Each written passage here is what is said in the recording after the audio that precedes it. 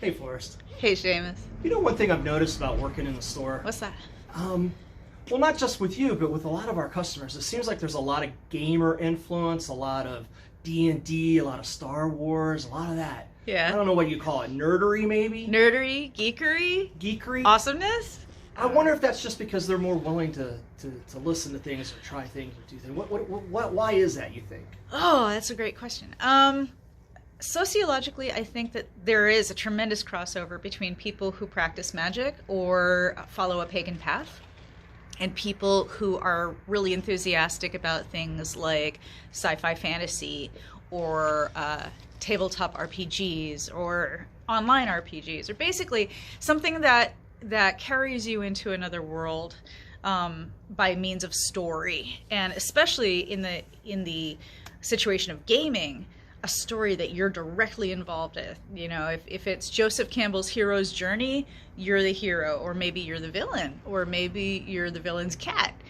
You get to choose your own adventure, so to speak, and that is very magical. That's transformative. There's kind of a psychodrama going on there, which is very similar to magical rituals. A lot of magical ritual, especially in like Western esotericism and ceremonial magic, is extremely theatrical. There's costumes and there are very specific lines to be said, some of which are arguably necessary to hit a certain frequency or address a certain spirit in that language that works. I find it so homey and comforting, and I get feelings of camaraderie and community when folks come into the shop and they're wearing a Star Wars shirt, or they're wearing the Harry Potter stuff. Too bad about the transphobia, but, that universe is still pretty cool. And it just so happens that I recently released the newest collection of magical and ritual oils, and it's called the Gamers and Geeks collection. So the Gamers collection came about for exactly the reason you were talking about. That was a couple years ago, and I loved the notion of just leaning really hard into that crossover, that big section of the Venn diagram between witchcraft and nerdery. And so I did spells in potion form or in perfume form called Natural 20, or Saving Throw, or Roll Initiative, or Level Up.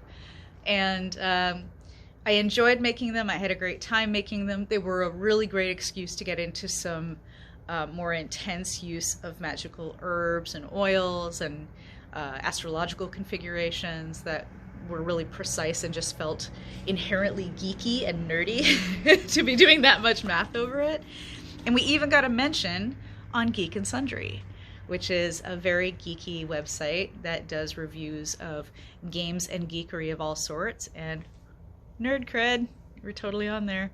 This year I added a little more depth and breadth to that theme by adding the geeks along with the gamers, because my geekery is less in the gaming area. I mean, I love my Scrabble, but I'm not playing Fortnite or anything.